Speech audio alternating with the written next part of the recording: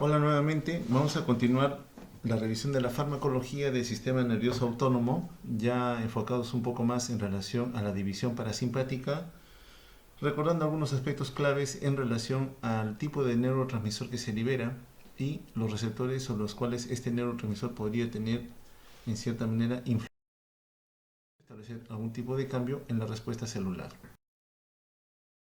Bien, ya reconocemos que las estructuras viscerales, en su gran mayoría, están siendo inervadas por fibras tanto de la variante simpática como parasimpática, y según el tipo de medio fisiológico sobre el cual estas células se están comportando, vamos a ver que existen vías de señalización que le van a informar al sistema nervioso central si es requerido que alguno de los dos sistemas predomine en relación al otro, y con ello restablecer lógicamente la homeostasis a nivel de nuestro organismo. Las diferencias claras entre las dos rutas de transmisión que utiliza tanto la vía parasimpática como la simpática básicamente está representada por el tipo de neurotransmisor que tienen que utilizar. Sabemos que la vía colinérgica es empleada por el 100% de fibras parasimpáticas, en tanto que el sistema nervioso simpático solamente a nivel del órgano diana terminal es que va a utilizar en casi el 100% de los casos a la norepinefrina, entendiendo que existen algunas excepciones a la regla que ya los comentamos en la clase anterior. Bueno, importante saber que la acetilcolina, una vez que es liberado ya cerca del órgano diana u célula efectora, tiene que interrelacionarse con un receptor que esta membrana a nivel postsináptico se viene expresando, y sabemos ya que existen diferentes tipos de receptores sobre los cuales este tipo de neurotransmisor puede tener algún grado de influencia positiva o negativa. Lo mismo va a ocurrir con la norepinefrina, que evidentemente tiene diferentes receptores a nivel de la membrana postsináptica, y lógicamente con esto también se establece algún tipo de respuesta cuando la norepinefrina interacciona con su receptor correspondiente, cuyas variantes también las hemos señalado en clase anterior. Bien, es importante recordar que si bien es cierto, estas son vías de señalización que se suscitan a nivel periférico, a nivel del sistema nervioso central también existen rutas de comunicación entre las neuronas.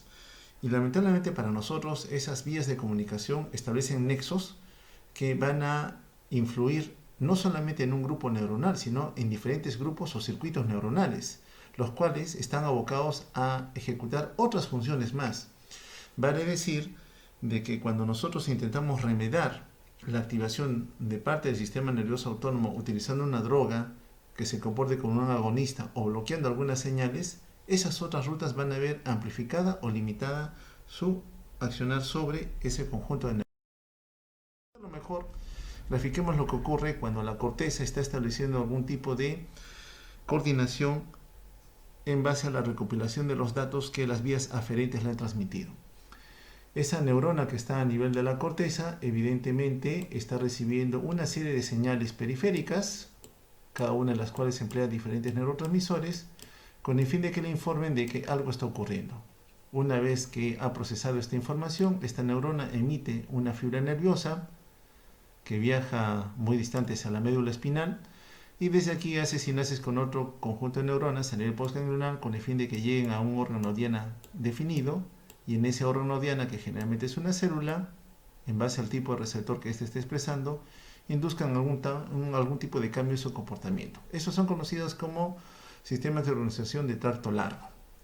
Sin embargo, a nivel del sistema nervioso central existen otros circuitos locales, en donde vemos que esas mismas neuronas que establecen nexos con otros grupos de neuronas también están recibiendo influencia sobre sí de otra serie de neuronas que pertenecen a otros circuitos. Entonces, si yo por alguna condición bloqueo alguna señal, evidentemente las otras neuronas vecinas que pertenecen a esos otros circuitos pueden tener un grado de predominancia en acciones que se van a hacer mucho más evidentes en un individuo en particular. Vale decir, si nosotros intentamos bloquear o remediar parte de las vías de señalización del sistema nervioso autónomo periférico, podemos bloquear o estimular algunas señales a nivel del sistema nervioso central, y eso puede ser severamente perjudicial para nuestros pacientes. Aquí, por ejemplo, estamos viendo en el caso de que solamente tuviera el sistema nervioso central una única vía de señalización. Nace en el tronco a nivel de la protuberancia, por ejemplo, un conjunto de neuronas cuyos cuerpos neuronales emiten fibras nerviosas que van a la corteza. Y si solamente estuviera este circuito dominando únicamente, evidentemente tenemos algún tipo de respuesta a nivel neurológica. Ocurre en nuestra economía. Nosotros tenemos varias distribuciones de grupos neuronales que forman núcleos a nivel de la protuberancia, a nivel del mesencéfalo, cada una de las cuales, vean ustedes, manda fibras nerviosas de diferentes estamentos, las cuales también son utilizadas por otras rutas nerviosas, las cuales también se proyectan a la corteza y junto con estas llegan otras rutas más. Entonces, repito, si yo por alguna condición bloqueo una señal, la otra va a dominar. Y si es que su efecto era netamente positivo de excitación, voy a ver representado con sintomatología propia del paciente, pero con afección del sistema nervioso central. Por ejemplo, el paciente se puede tener que estaba tranquilo, ahora está excitado, inquieto, confuso, delirando, etcétera, etcétera. Porque no hay vías que controlen ese accionar que, entre comillas, estaría totalmente desequilibrado en relación a la homeostasis. Eso es importante saber cada vez que nosotros intentamos manipular parte de la transmisión que el sistema nervioso autónomo tiene que ejecutar a nivel periférico. Aquí nuevamente otras vías de señalización que se van a dar tanto a nivel del tronco junto con estructuras subcorticales como con otras estructuras a nivel de la corteza. Bloquear una señal, por ejemplo en las rutas que están pintadas en celeste, llevaría a que netamente las rutas pintadas en rojo dominen sobre los otros escenarios. Y recuerden que en cada uno de ellos, cada conjunto de neuronas utiliza diferentes neurotransmisores. Y eso lógicamente va a hacer que algunas señales. Esto ya lo revisamos ya, si bien es cierto, esto ocurre a nivel periférico, la capacidad de poder valorar, por ejemplo, cómo está suscitándose la volemia, si el volumen de sangre es el adecuado o no, estimulará al conjunto de células periféricas, aquí en el callado aórtico o en el globus carotídeo, acerca de que si la volemia es buena o no. Cuando por alguna condición la volemia o el volumen de sangre circulante ha disminuido, eso inmediatamente por fibras nerviosas, generalmente aferencias del nervio vago, llegan a su núcleo correspondiente a nivel de la protuberancia, el núcleo del tracto solitario, y desde aquí buscan una respuesta compensadora activando el componente simpático. Recuerden que el simpático es nuestra primera línea de defensa cada vez que somos agredidos, y la caída de la presión arterial se interpreta como un tipo de injuria que podría condicionar serios riesgos en la supervivencia celular. Bueno, sabemos que el simpático trabaja con su lecho vascular, vasoconstricción, resistencia vascular, aumenta la presión, aumenta la fuerza contráctil, aumenta la calidad del nodo sinusal, con lo cual también la presión arterial debería aumentar. Pero también la información se despliega hacia arriba. Noten ustedes que se trabaja con el hipotálamo, otro representante muy importante en establecer un nexo en la coordinación de la respuesta compensadora o de retorno a la homeostasis. Se promueve la liberación de vasopresina, y la vasopresina sabemos que también es un potente vasoconstrictor. Junto con el simpático trabajan con los vasos sanguíneos, y a nivel renal específicamente condiciona un aumento en la recuperación del agua a través de la mayor translocación de unas proteínas transportadoras de agua conocidas como acuaporinas. Entonces el simpático promueve taquicardia, aumenta la retención de agua, la vasopresina, y por el lecho vascular aumenta la. En ese escenario, entonces, el más clásico del reconocimiento de cómo es que trabaja el sistema nervioso autónomo, cualquier caída en la presión arterial es transmitida por los vasoreceptores al tronco cerebral, llega al centro vasomotor, inmediatamente este valora que hay poca volemia, poco volumen de sangre, inmediatamente su primera respuesta va a ser apagar todo influjo parasimpático, porque no lo necesitamos. En situación de estrés lo que sí vamos a requerir es activar al simpático, y el simpático lo que va a hacer básicamente es trabajar a nivel periférico, promoviendo un mayor retorno venoso, mayor volumen de sangre, mayor fuerza contráctil, mayor volumen stroke, mayor gasto cardíaco, mayor presión arterial. Y la otra diana que utiliza el sistema nervioso simpático porque tiene receptores es a nivel del tejido renal. A nivel de la mácula densa específicamente, las células JG comienzan a liberar renina, y la renina va a inducir posteriormente, luego de su activación a través del manejo de la angiotensina, mayor liberación de aldosterona. Y la aldosterona también es un vasoconstrictor y también favorece mayor retención de sodio. Y si retenemos sodio, retenemos agua. Si retenemos agua, vamos a obtener mayor volumen de sangre, con lo cual evidentemente vamos a favorecer un aumento en la presión arterial. Como vemos, existe un trabajo coordinado en la valoración de lo que está ocurriendo en la economía, junto con la respuesta que el sistema autónomo debería tener.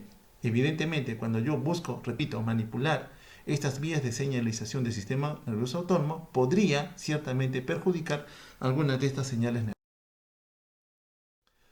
Es importante saber entonces que esto es lo que ocurriría a nivel periférico. A nivel del sistema nervioso central, las rutas divergentes que nacen de conjuntos de neuronas que se interrelacionan a su vez con otras neuronas más, utilizan diferentes neurotransmisores, como lo estamos viendo aquí. Tenemos histamina, acetilcolina, serotonina, dopamina, norepinefrina, que están concentrados en diferentes componentes del sistema nervioso central. Desde estos componentes, recuerden ustedes, se van emitiendo fibras nerviosas, unas interrelacionadas con otras, unas que estimulan, otras que bloquean. Evidentemente, cada una tiene un trabajo por realizar, con la esfera emotiva, el despertar o estar vigilantes, con la percepción del olor, estar alerta, condicionar los ciclos sueño y de despertar, por ejemplo, que en algún momento pueden ser perjudicados cuando yo he manipulado alguna vía de transmisión nerviosa que inicialmente fue enfocada en manejarlo a nivel periférico, pero lamentablemente como los mismos neurotransmisores están a nivel central, también voy a establecer algún tipo de perjuicio en esa señalización. Para complicarnos más el caso, cada uno de estos neurotransmisores que hemos señalado anteriormente, ya se amplifica acá, tenemos a GABA, glicina, por ejemplo, adenosina, que son componentes que tienen también sustratos metabólicos en diferentes tejidos, también se comportan como neurotransmisores. Y cada uno de ellos a su vez tiene diferentes receptores. Entonces las vías de señalización, según estos tipos de receptores, también se va a ver amplificada. Algunos de ellos, vean ustedes, se comportan con flujos de iones, otros como componentes netamente metabotrópicos. Sus dianas, vemos acá también, son a través de segundos mensajeros, movilización de calcio, de flujo de iones, que definitivamente activarán algún cambio en la respuesta celular. Entonces, bloquear la señal o transmisión de algún neurotransmisor, evidentemente, podría llevar a que los otros neurotransmisores amplifiquen su respuesta, haciendo que el individuo sea expuesto a una anormalidad en su comportamiento. Lógicamente, eso tiene una connotación. Saber que ese efecto se va a presentar según la cantidad de drogas que yo vaya a utilizar con el fin de remediar o bloquear esas vías de...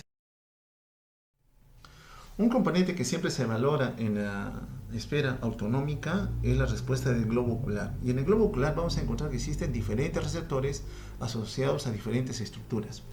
Vamos a manejar uno que con frecuencia valoramos en la esfera parasimpática. El esfínter de la pupila, es decir, aquel que va a promover que la pupila esté de menor tamaño, tiene una inervación parasimpática. Y vemos que el receptor que expresa es un receptor muscarínico. Y si es receptor muscarínico, sabemos que trabaja con proteínas G. Bueno, evidentemente cuando el parasimpático activa a estas células, que son la célula diana terminal, libera acetilcolina, la cual interactúa con su receptor muscarínico correspondiente y va a favorecer una contracción de la pupila. Entonces la pupila tiene que estar de un tamaño menor. También tenemos casi al lado a otro componente muscular liso, conocido como el dilatador de la pupila. Y esto corresponde al estímulo de receptores alfa. Y los receptores alfa son dependientes del influjo simpático. Repetimos, cuando ese ancestro común salía a cazar al campo abierto, listo para enfrentarse a fieras salvajes, la liberación de catecolaminas por activación del simpático llevaba a que este dilatador de la pupila permitiera mejorar su campo de visión. Entonces acá entendemos ese mecanismo a través del cual el simpático podía favorecer un estado de alerta máxima porque teníamos que estar preparados para luchar o para poder huir. Bueno, este componente es conocido porque muy asociado a él, a nivel del ángulo que se forma, a nivel de la cámara anterior del ojo, encontramos un canal que va a evacuar el líquido acuoso que continuamente se está formando. Y tenemos un escenario patológico conocido como glaucoma, en donde la presión intraocular está incrementada. Entonces muchas veces tenemos que en base a este conocimiento favorecer una relajación de este ángulo con el fin de permitir que el líquido que se está formando pueda drenar efectivamente por este canal de Schlemm. Ese es un proceso autoconocido que evidentemente me puede ayudar a mejorar la evacuación de líquido y con ello bajar la presión intraocular. Ahora sí, nos vamos a adentrar ya de lleno a lo que es la farmacología del sistema nervioso autónomo parasimpático, la farmacología. Esto ya lo hemos repetido, sabemos que a nivel de la terminal nerviosa la acetilcolina se deposita en una vesícula de almacenamiento, se despolariza la membrana, ingresó calcio, las membranas tanto plasmáticas como de la vesícula se fusionan y libera el neurotransmisor. Bien, llega la acetilcolina que tiene varios destinos. ¿Qué manejo tiene el espacio sináptico? Uno, buscar un receptor correspondiente. Y por la forma de este receptor, que es un receptor ionotrópico, sabemos que es un receptor de tipo nicotínico. Si está en el ganglio, NN, si está en el músculo, NM. Y los otros receptores que son los que dominan a nivel de las estructuras viscerales son estos de acá, 7 dominios transmembrana, receptores muscarínicos. Vean ustedes que ambos receptores están a nivel postsináptico, a nivel de la membrana postsináptica. Bueno, los receptores nicotínicos sabemos que favorecen flujo de iones, principalmente de sodio, por tanto despolarizan membrana, mejoran la activación celular. Y los muscarínicos, como hemos señalado anteriormente, son de 5 tipos. ¿Ya? Estos son los 5 tipos muscarínicos. Están divididos, recuerden, en forma impar. El M1, M3 y M5 son impares. Trabajan con proteínas GQ. Y las proteínas GQ, para resumidas cuentas, para nosotros, amplifican la señal a través de la producción de 2 segundos mensajeros, diacilglicerol e inositol trifosfato. Al final de cuentas, excitamos o mejoramos la respuesta celular. La célula se activa. En cambio, los receptores pares muscarínicos M2 y M4 trabajan con proteínas G, pero del estirpe I, es decir, inhibitorias. Inhiben a la adeninato ciclasa. Si no hay adeninato ciclasa activa, no tengo AMP cíclico, no tengo segundo mensajero. Por tanto, la señal que se da cuando yo trabajo con receptores M2, M4 es netamente inhibitoria. Muy bien, sabemos que esta acetilcolina también puede encontrar receptores a nivel de la terminal presináptica. Y generalmente estos receptores son de la variante también par M2 y M4. Si sabemos que los M2 y M4 son de inhibición, evidentemente lo que van a hacer aquí es limitar que más acetilcolina se siga liberando. Sería, por tanto, un modulador para que no haya más acetilcolina, que contengamos la liberación de este neurotransmisor. También existen receptores nicotínicos a nivel presináptico, y si tenemos estos receptores nicotínicos en esta terminal nerviosa, entran los iones de despolarización y evidentemente puedo promover que haya mayor liberación de neurotransmisor. La otra ruta de manejo que tiene la acetilcolina clásicamente es que a nivel de la membrana postsináptica tenemos una enzima conocida como enzima acetilcolinesterasa. Esta enzima degrada o destruye a la acetilcolina y la convierte en colina y acetato. Y esta colina hemos visto que puede regresar nuevamente a ser recapturada para sintetizar nuevamente acetilcolina. Evidentemente, entonces, para mí, al momento de trabajar con el sistema nervioso parasimpático, sé que estoy trabajando con acetilcolina. Dependerá del tipo de receptor que tenga la célula a nivel postsináptico, la célula terminal o la célula diana, para determinar cuál va a ser su respuesta. Si tiene receptores muscarínicos o si tiene receptores nicotínicos. Si tiene receptores muscarínicos, ya sabemos, los impares M1, M3 y M5 trabajan con proteínas GQ, son estimuladores. Los pares, en cambio, 2 y 4, son netamente trabajadores con proteínas GI, inhibitorias. Por tanto, detengo la respuesta celular. Es importante entonces saber cómo es que cada una de ellas va a influir en el. Bien, solamente para resumir, el sistema nervioso autónomo de la variante simpática y parasimpática, acá está el parasimpático, aquí está el simpático, a nivel ganglionar todos utilizan acetilcolina, eso ya lo sabemos ya. Todos trabajan con receptores nicotínicos, absolutamente todos a nivel ganglionar. Pero en el componente parasimpático lo que vemos es que sigue produciendo acetilcolina hacia sus órganos diana con los cuales va a interactuar. Lógicamente, si son componente visceral, vamos a encontrar que son receptores muscarínicos. La variante somática, voluntaria en este caso, directamente va hacia la placa muscular, en donde encuentra también receptores nicotínicos, en donde promueve el ingreso de iones sodio que despolariza la membrana, luego entra el calcio y el calcio promueve la contracción o movimiento.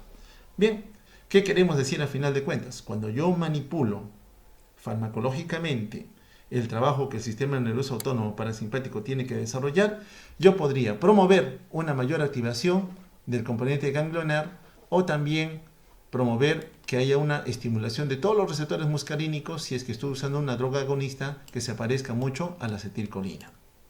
También lo contrario, si yo deseo usar un bloqueante de la señal, es decir, algo que impida que la acetilcolina actúe con sus receptores nicotínicos a nivel ganglionar, también podría bloquear esas señales, tal igual como podría ocurrir también al momento de bloquear los receptores de tipo muscarínico. Este es un receptor por excelencia de tipo nicotínico, un canal ionotrópico con las 5 subunidades y los 2 sitios de unión, como hemos visto, para la acetilcolina, ¿no? Acá están los sitios de unión para la. Una vez que ocurre esa unión, se abre un gran poro, un gran canal que es el flujo de iones. De nada me sirve tener solo una molécula de acetilcolina unida al canal, no se abre. Tienen que haber 2 moléculas de acetilcolina para que este canal recién tenga un cambio conformacional y permite el flujo de un ion de uno a otro lado de la membrana. A nivel del músculo estriado, músculo esquelético, también hay una terminal nerviosa, como vemos acá, que tiene varias vesículas de almacenamiento conteniendo acetilcolina, la cual se libera al espacio sináptico, llega a nivel de la placa motora terminal y encuentra sus receptores correspondientes de tipo nicotínico NM. La interacción favorece que los iones sodio pueden ingresar y luego del retículo sarcoplásmico comenzamos a liberar cantidades importantes de calcio, y este calcio es el que va a favorecer la contracción del músculo estriado y con ello se genera el movimiento. Aquí nuevamente lo mismo a nivel de la placa mioneural, el axón correspondiente cargado de neurotransmisor acetilcolina se libera hacia la terminal sináptica. Entre el sodio despolarizo, favorezco ingreso de calcio de afuera del inicio, luego del retículo sarcoplásmico, con lo cual favorezco la contracción. Bien, entonces los efectos de la acetilcolina en general van a verse determinados por el tipo de receptor con el cual esté interactuando. La mayoría de casos a nivel de las vísceras van a ser de tipo muscarínico, los receptores muscarínicos. Los nicotínicos ya sabemos que están concentrados a nivel del ganglio y a nivel de la unión neuromuscular, específicamente en relación a los receptores en esta denominación, cuándo son receptores muscarínicos y cuándo son receptores nicotínicos, valorando la afinidad. Notemos que en relación a los receptores muscarínicos, evidentemente la muscarina, un análogo de la acetilcolina, tiene alta afinidad por su receptor correspondiente, lo activa en gran medida. En cambio la nicotina va a activar muy poquito esos receptores, tiene poca afinidad, prácticamente va a tener una respuesta nula. En cambio la acetilcolina está en el medio, tiene poder de acción evidentemente de una forma mucho más equilibrada. En relación a los receptores nicotínicos, la denominación evidentemente me está señalando a mí que es la nicotina la que tiene mayor poder de acción sobre esos receptores, mayor afinidad.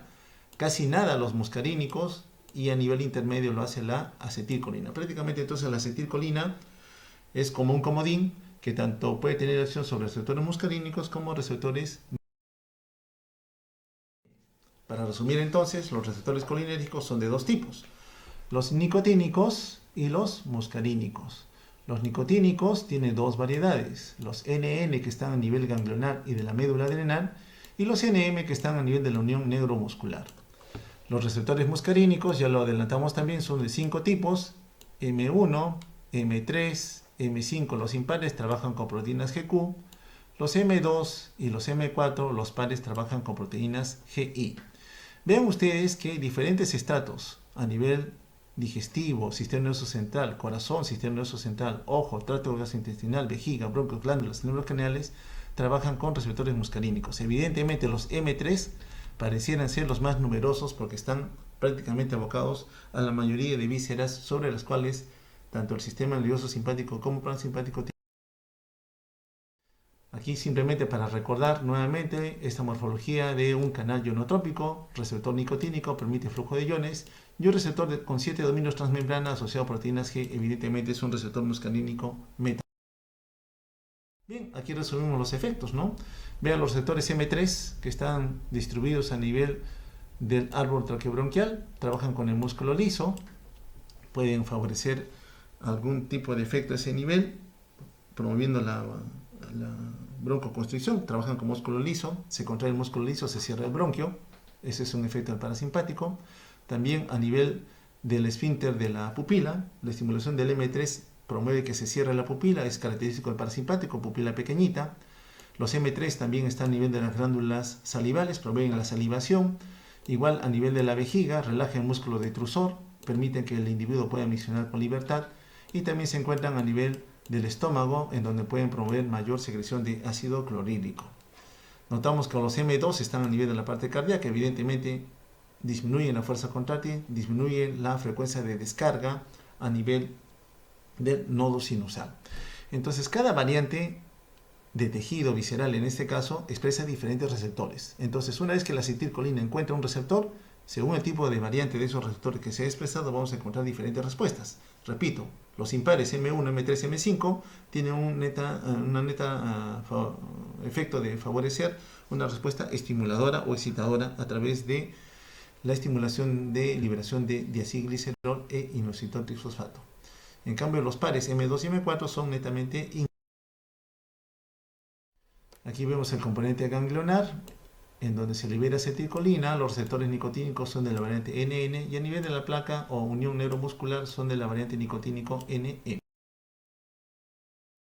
Entonces, ¿cómo podemos nosotros clasificar las drogas que van a intentar manipular las vías de transmisión del sistema nervioso autónomo parasimpático?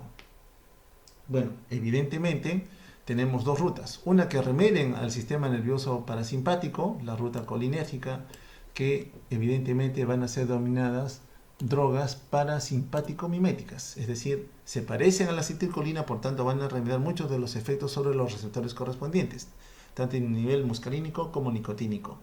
Y los otros son los que van a buscar bloquear esas señales, los anticolinérgicos, que pueden ser los que directamente bloqueen los receptores, antagonistas selectivos de los receptores, otros que van a actuar por otros mecanismos, por ejemplo, limitando la materia prima, limitando la fusión de la vesícula con la membrana plasmática o directamente la exocitosis de la acetilcolina, inhibiendo al ingreso de calcio, que es un favorecedor de esa fusión. Otros van a ser antagonistas no selectivos, por ejemplo, es decir, trabajan con todos los receptores, no son selectivos. Entonces las manifestaciones de bloqueo van a ser sistémicas. Generalmente aquí, por usar esas drogas, vamos a conseguir actuar sobre un órgano diana, pero lamentablemente, como es un no selectivo, va a comenzar a bloquear a otros receptores más que normalmente respondían. Bueno, graficando aquí las drogas colinérgicas, tenemos aquellas de acción directa, y estos van a ver graficado su representación si es que actúan sobre receptores nicotínicos, placa o unión neuromuscular, o sobre receptores muscarínicos. Estos de aquí clásicamente son ésteres de colina, se parecen a la acetilcolina, algunos de tipo alcaloide y otros como derivado sintético. Hay un grupo que no trabajan remedando la acción de la acetilcolina, no son agonistas, sino son mecanismos en donde la acetilcolina favorece su tiempo de acción sobre su receptor correspondiente porque existe un bloqueo en los mecanismos de degradación. Farmacológicamente hablando, nosotros en la clínica utilizamos esta droga de acá conocida como edrofonio, una droga que es un destructor o inhibidor temporal de la acetilcolinesterasa. Como es de efecto temporal, evidentemente su acción es corta. En el escenario no médico no utilizamos estos dos componentes, los organofosforados y los carbamatos. Sin embargo, vemos pacientes que por forma accidental se han expuesto a estas sustancias, a estos productos químicos. Los organofosforados son el componente base de los insecticidas. Y como tales, estos insecticidas tienen alta capacidad de absorción, tanto de la piel como de las mucosas. Entonces, muchas veces el personal que trabaja en el campo, los agricultores, por ejemplo, que van a fumigar sus campos, no utilizan mecanismos de barrera de protección. Entonces, al no utilizarlos y verse expuestos con estos mecanismos de fumigación, hacen que su piel y sus mucosas tengan contacto con el insecticida y este insecticida rápidamente se absorbe, ingresa al torrente sanguíneo. Y una vez que este insecticida ingresa, inmediatamente busca su blanco, que es la acetilcolinesterasa, y se unen a ella irreversiblemente. Entonces, una vez que se unen a la acetilcolinesterasa, no tenemos mecanismo de destrucción de acetilcolina. Entonces, la acetilcolina comienza a tener mayor tiempo de exposición a sus receptores, causa que el individuo tenga un cuadro de intoxicación colinérgica. Este cuadro no va a pasar hasta que nosotros no restituyamos la producción de nueva acetilcolinesterasa. Recuerden que el órgano fosforado se une de manera irreversible.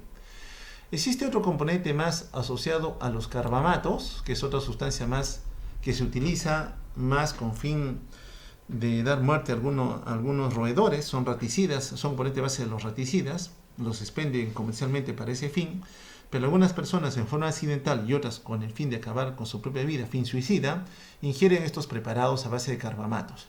Entonces, estos carbamatos, una vez que son ingeridos, también bloquean a la acetilcolinesterasa, pero no lo hacen con una unión tan fuerte como lo hace el organofosforado. Igual, al bloquear a la acetilcolinesterasa, permiten que haya mayor acetilcolina por mayor tiempo, interactuando con sus receptores correspondientes.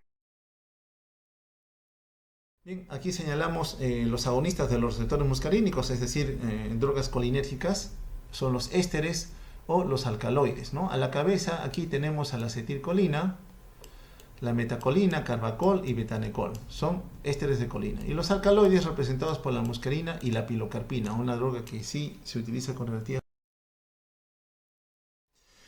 Bien, decía hace un instante que cuando nosotros tenemos la necesidad de usar alguna droga que remedie la esfera colinérgica, vamos a ver que también a nivel del sistema nervioso central, también esas rutas van a ser estimuladas, porque tenemos más acetilcolina o algún producto que se parezca a ella.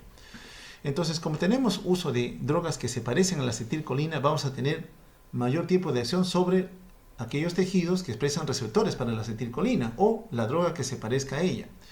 Entonces, comúnmente vamos a ver que se va a estimular el peristaltismo. Este individuo que está recibiendo una droga que se parece a la acetilcolina tiene con tendencia a producir diarrea, ¿no? Produce diarrea. El individuo que utiliza droga que se remedia a la acetilcolina puede escuchar ruidos anormales, la presencia de acúfenos. El individuo que utiliza estos agonistas de acetilcolina que se parecen tiene una tendencia a tener la pupila de un tamaño menor, pupila miótica, como un efecto adverso por sobreexposición a estos compuestos.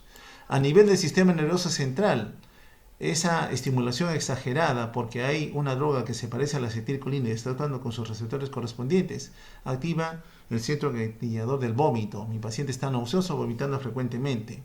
Como se parece a la acetilcolina, relajo el músculo detrusor de la vejiga, relajo el esfínter urinario, continuamente quiero miccionar o no puedo controlar ese esfínter voluntariamente, por tanto, puedo orinar en estados donde yo voluntariamente tendría que haber controlado esa necesidad. Entonces, en un individuo cualquiera, farmacológicamente hablando, uno podría buscar obtener algún tipo de respuesta en el tamaño pupilar. Algunas veces uno requiere que la pupila tenga un diámetro mayor con el fin de poder ver estructuras que normalmente no serían visualizables. Por ejemplo, la retina. Para ver la retina tengo que usar un oftalmoscopio y el oftalmoscopio que emite luz normalmente produce una contracción del esfínter de la pupila. Entonces, algunas veces tengo que usar drogas que bloqueen esta señal, que bloqueemos al parasimpático. Entonces, uso una droga conocida como atropina. La atropina se une al receptor muscarínico, evita que la acetilcolina lo estimule. Entonces, si ya no hay parasimpático que esté estimulando, el constrictor de la pupila se relaja y al contrario me va a dilatar la pupila. Entonces el individuo, por usar esta droga que es la atropina, que es un antagonista de los receptores, va a favorecer una contracción pupilar. Al contrario, la otra droga, la pilocarpina, es una droga que estimula la contracción del músculo pupilar porque es un agonista. Entonces la pupila de un tamaño promedio normal, 4 o 5 milímetros, se reduce a una pupila de 1 o 2 milímetros por efecto de exposición a un agonista. Aquí tenemos un agonista y acá tenemos un antagonista.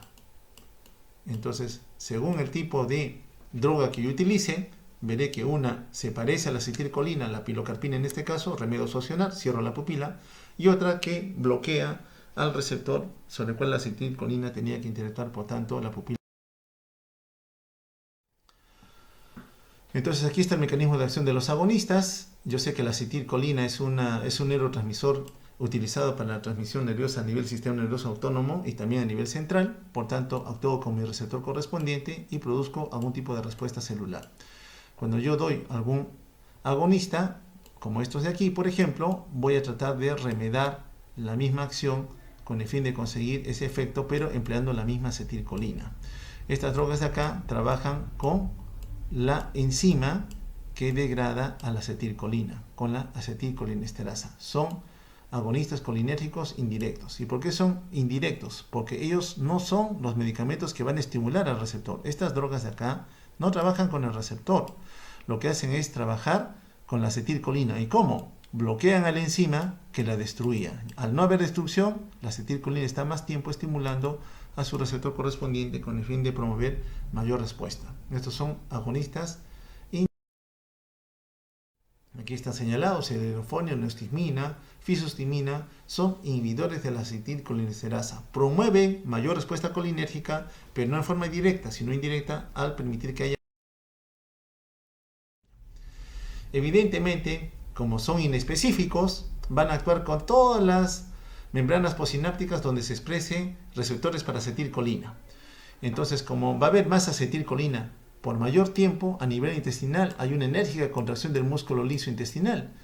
Sabemos que promueve el peristaltismo, pero ahora como hay más acetilcolina en mayor tiempo de exposición a su receptor correspondiente, este individuo va a expresar dolor tipo cólico, ¿no? Le duele el estómago, le duelen los intestinos, tipo retortijón.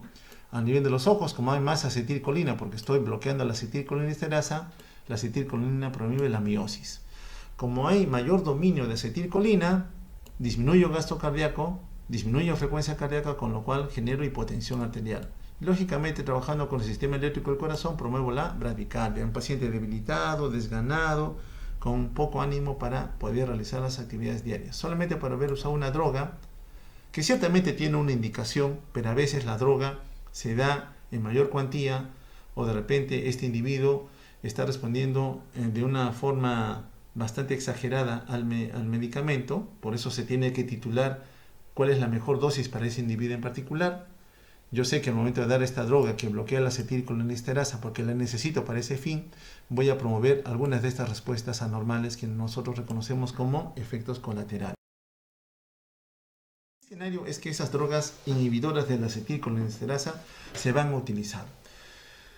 Normalmente, a nivel de la unión neuromuscular, esta terminal nerviosa va a liberar acetilcolina. Y la acetilcolina busca trabajar con su receptor nicotínico para promover que ingrese el sodio, ingreso sodio, despolarizo la membrana, permito que haya ingreso de calcio, aumente el calcio, hay contracción. Una vez que la acetilcolina ha trabajado, la acetilcolinesterasa la degrada y la devuelve. Ahí terminó todo el trabajo de la liberación de acetilcolina. En esta enfermedad conocida como miastenia gravis, lo que ocurre es que el cuerpo, por alguna condición anormal, a nivel del sistema inmune, produce anticuerpos del tipo inmunoglobulina G. Y son autoanticuerpos. Se llaman autoanticuerpos porque reconocen estructuras propias como normales y se unen a ellas. Entonces, los autoanticuerpos del tipo IgG trabajan a nivel de la terminal nerviosa, a nivel del mismo músculo. Entonces, comienzan a unirse a sus receptores de acetilcolina. Al estar expuestos a ellos, lógicamente, la acetilcolina, cuando es liberada, encuentra que el receptor está ocupado por la inmunoglobulina G. Entonces, esta acetilcolina, que se liberaba en la cantidad normal, ve que hay receptores ocupados y al poco tiempo llega la acetilcolinesterasa y lo comienza a destruir. Entonces, no tiene tiempo suficiente para competir con estos anticuerpos. Entonces, lo que hacemos es darle una droga que bloquee la acetilcolinesterasa. Al bloquear la acetilcolinesterasa, esta acetilcolina no es degradada, por tanto está más tiempo en el espacio sináptico y lógicamente en ese momento comienza a competir por los sitios de unión que estaban siendo ocupados por la inmunoglobulina G. Ocurrido esto, la acetilcolina, ahora sí, bajo un mecanismo de antagonismo competitivo, logra despolarizar la membrana y con esto logra meter al calcio para que ocurra la contracción del músculo y este individuo que estaba debilitado porque no había contracción muscular logre conseguir ahora sí hacer algunos movimientos. Lógicamente que las drogas que se utilicen tienen un periodo de acción bastante corto, no son como lo son los fosforados que duran un mayor tiempo. Estas drogas tienen un tiempo de duración de 4, 6 horas, 8 horas, entonces cada una de ellas tiene un intervalo de dosificación. Lo utilizamos en el escenario clínico entonces.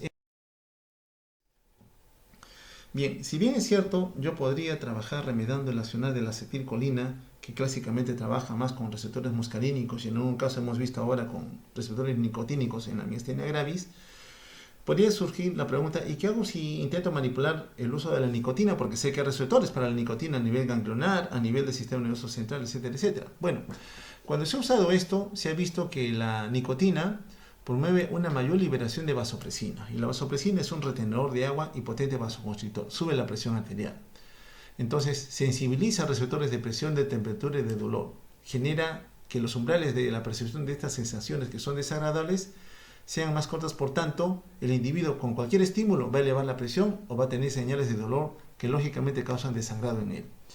Trabajando a nivel del sistema nervioso central, la exposición a nicotina genera gatillación de las náuseas y de los vómitos. Por tanto, a un individuo expuesto a nicotina no le conviene tener estas manifestaciones que son ciertamente de incomodidad para el paciente. A nivel del sistema nervioso central, en donde también se trabaja con acetilcolina, el individuo por exposición a nicotina se torna irritable, impaciente, no se concentra bien, tiene un comportamiento anormal en el estrato social. Por tanto, si bien yo quisiera intentar ver si la nicotina me serviría o no en el ámbito farmacológico útil para el individuo, vemos que son muchos efectos adversos que evidentemente no tendrían por un individuo cualquiera. Aquí vemos cómo la nicotina, en algún momento trabajando a nivel del órgano terminal, sobreexpone a la vesícula con el neurotransmisor para que intente estimular a la membrana postsináptica y en algún momento llega a un estado de desensibilización. Ya no responde, ya como lo hacía antes, por tanto, apaga los circuitos neuronales, con lo cual lógicamente se establece de que termina siendo más un efecto deleterio que benéfico para nosotros. Entonces la nicotina evidentemente no nos serviría mucho. Si bloqueamos o estimulamos, por ejemplo, algunas rutas de transmisión nerviosa a nivel del ganglio, hay receptores nicotínicos también, usamos nicotina, evidentemente tenemos mayor liberación de norepinefrina, porque estamos brindando a este individuo nicotina, y la nicotina vemos que va a actuar a nivel glandular porque ahí tiene receptores. Entonces, si hay mayor catecolamina, mayor vasoconstricción, mayor frecuencia cardíaca, mayor presión arterial, hacemos que mi paciente se torne hipertenso. Si libero epinefrina a nivel medular porque es estimulado con nicotina, comienzo a degradar o producir materia prima en exceso, mucha glucosa, muchos ácidos grasos. Lógicamente, si tengo a nivel ganglionar mayor exposición a nicotina, libero más acetilcolina, mayor peristaltismo, mayor defecación, mayor diarrea. Entonces vemos que evidentemente cuando yo utilizo nicotina para probar si tendría algún efecto benéfico o no, evidentemente todos estos no gustarían de que estén presentes en ningún individuo sano. Entonces nicotina prácticamente para nosotros no tiene un rol farmacológico. Bien, por un lado hemos visto remediar la respuesta colinérgica, tanto de forma directa como indirecta. Ahora bien, en algún momento podemos tener la intención de bloquear la esfera colinérgica. Y en el bloqueo podemos decir algunas que van a actuar solamente sobre los receptores muscarínicos y otros que van a actuar solamente sobre receptores nicotínicos. Actuando sobre los receptores muscarínicos tenemos aquellos que son selectivos, solamente van a buscar a un tipo de receptor muscarínico, o aquellos que son no selectivos, no le importa quién, van a actuar sobre los 5 tipos de receptores muscarínicos.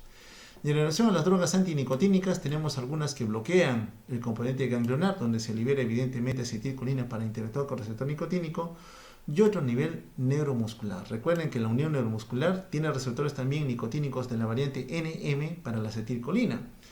Entonces, si yo bloqueo ese receptor, bloqueo el ingreso de sodio. Si no hay sodio, no hay calcio. Si no hay calcio, no hay contracción. Entonces, paralizo a la persona. Ese es un efecto del uso de drogas antinicotínicas utilizadas en el escenario del bloqueo neuromuscular. Hay un conjunto de drogas que también se comportarían como anticolinérgicos. Son las drogas conocidas como oxinas. ¿Qué hacen estas drogas? Recomponen a la acetilcolinesterasa. Entonces, si yo recompongo a la acetilcolinesterasa, aquella que degradaba a la acetilcolina, evidentemente voy a favorecer su destrucción.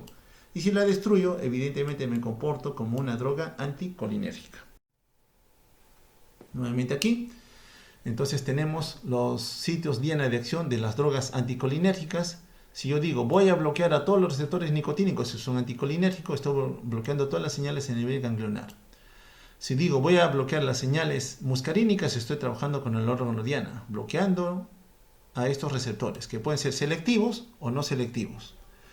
Si quiero bloquear a otro componente nicotínico a nivel de la placa mioneural o unión neuromuscular, bloqueo este nicotínico, evito por tanto que haya flujo de iones, no hay contracción, paralizo a la persona. En resumidas cuentas, aquí es donde trabajan las drogas. Lamentablemente, bloquear la señalización colinérgica sé que va a tener también repercusiones. Tal igual como lo hacía para estimular, también al momento de bloquear voy a tener algunos efectos adversos a nivel cardiovascular, a nivel respiratorio, gastrointestinal, genitourinario y a nivel glandular. Bloqueando, vean ustedes, los efectos de estimulación o de bloqueo parasimpático.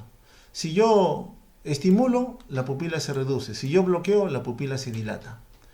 Si yo estimulo, mayor secreción salival, mayor secreción de ácido clorhídrico, mayor secreción de jugo pancreático, mayor peristaltismo intestinal, mayor tono de la vejiga, por ejemplo, ¿no? Entonces, una estimulación va asociado a que estos elementos sean más evidentes en el individuo. Y si yo lo bloqueo, no voy a salivar, no voy a producir ácido clorhídrico, voy a tener un tránsito intestinal disminuido.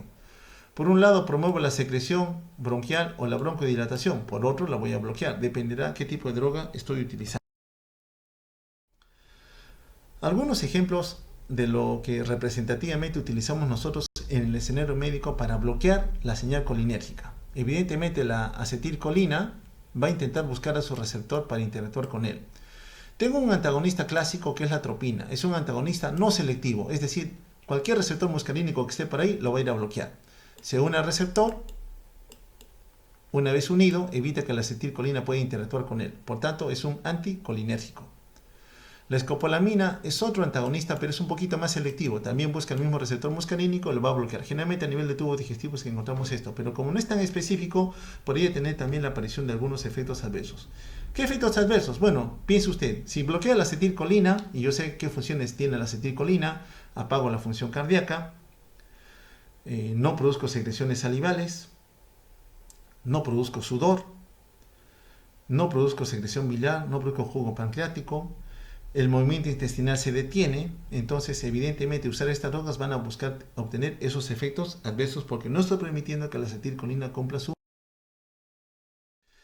La atropina es una droga que clásicamente está enlazado a dos fines.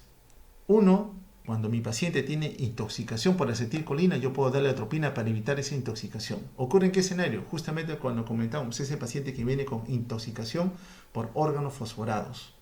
Bloquear la señalización, porque el órgano fosforado, recuerden ustedes, bloquea la acetilcolinesterasa, entonces la acetilcolina hace lo que quiere con los receptores muscarínicos y el individuo viene con muchas señales de activación colinérgica. Si hay mucho colinérgico, la pupila se cierra. La glándula salival se activa, mayor salivación. Mi paciente viene con dolor renal, viene con náuseas, viene con vómitos, viene con diarrea, viene con bradicardia. Entonces ese individuo viene intoxicado con acetilcolina. Entonces mi antídoto en ese momento, entre comillas, es usar atropina, que va a bloquear los sitios de unión de la acetilcolina. Pero lamentablemente esta atropina, según la dosis que yo vaya a darle, vean ustedes de 0,5, 2, 5, 10 miligramos, va bloqueando receptores y en cada escenario va produciendo efectos adversos. Sequedad de la boca, poca sudoración, aumenté la dosis. El ritmo cardíaco que era lento, ahora comienza a subir, mi paciente sufre de palpitaciones, mayor sequedad de la boca, la pupila tiende ya a dilatarse, de estar pequeñita por la acetilcolina, como ahora estoy bloqueando, comienza a estar dilatada. Y en algún momento, también los receptores del sistema nervioso central son bloqueados por la atropina. Recuerden que la acetilcolina también es un neurotransmisor central, me mantiene en un estado de alerta. Mi paciente ahora está con alucinaciones, está con delirio o incluso puede terminar en coma, pierde la conciencia por uso excesivo de atropina. Entonces los efectos adversos en general de dar drogas que bloqueen la acetilcolina: acomodo mal el cristalino, visión borrosa, mi paciente puede estar confuso por bloqueo a nivel central, pupila dilatada, midriática, no tolera la luz. Como ya no hay peristaltismo intestinal, mi paciente está estreñido. Recuerden que la atropina favorecería un relajamiento del músculo detrusor de la vejiga, me favorecería la micción. Ahora este individuo no puede miccionar, evidentemente. ¿Y qué de la placa mioneural? En donde algunas veces tenemos que usar drogas que me bloqueen la contracción del músculo estriado. ¿Dónde los utilizamos más? En el escenario quirúrgico. Cuando van a hacer los cirujanos una intervención quirúrgica, tienen que relajar la contracción del músculo de la pared abdominal, por ejemplo. Entonces el anestesiólogo inyecta una droga conocida como bloqueante neuromuscular. Y si es músculo, yo sé que el receptor sobre el cual van a trabajar es un receptor nicotínico de la variante NM. Bueno, yo sé que la acetilcolina normalmente interactuaba con el receptor, ingresaba el sodio, la despolarizaba, entraba calcio y ocurría la contracción. Bueno, tenemos diferentes drogas. Una que va a despolarizar la membrana se conoce como succinicolina, remeda la acetilcolina igual, despolariza la membrana, ingresa iones sodio, pero luego termina desensibilizando a esta membrana. En una segunda fase la desensibiliza y con eso relaja el músculo, ya no hay contracción. Entonces el cirujano puede actuar con total libertad manipulando la pared abdominal. La succinicolina es un bloqueante neuromuscular y como ha despolarizado la membrana se lo conoce como bloqueante despolarizante. Hay otro grupo de drogas conocidas como bloqueantes no despolarizantes, bloqueante neuromuscular no despolarizante. Ejemplos son el atracurio, el cisatracurio, el rocuronio, el pancuronio y el becuronio. Bueno, estas son drogas que no despolarizan, son antagonistas puros, de frente van y se unen al receptor correspondiente. ¿Qué notamos de diferencia entre ellas? Noten ustedes que la succinicolina en un minuto ya está comenzando a actuar. Y su tiempo de acción es bastante corto, 8 minutos, versus el cisatracurio, por ejemplo, que dura hasta hora y media. ¿En qué escenario yo, aparte de la anestesiología, que quiero relajar el músculo de la pared abdominal, se va a utilizar estos bloqueantes neuromusculares? En el escenario del crítico, por ejemplo, en emergencia, UCI, o un paciente que tiene falla respiratoria y tengo que intubarlo, el paciente está muy excitado, está peleando, no quiere que lo intuben, muchas veces tengo que usar estas drogas.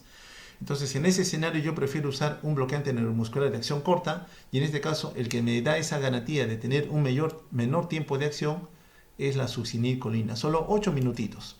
¿Y por qué es importante escoger esta droga que tiene menor tiempo de acción?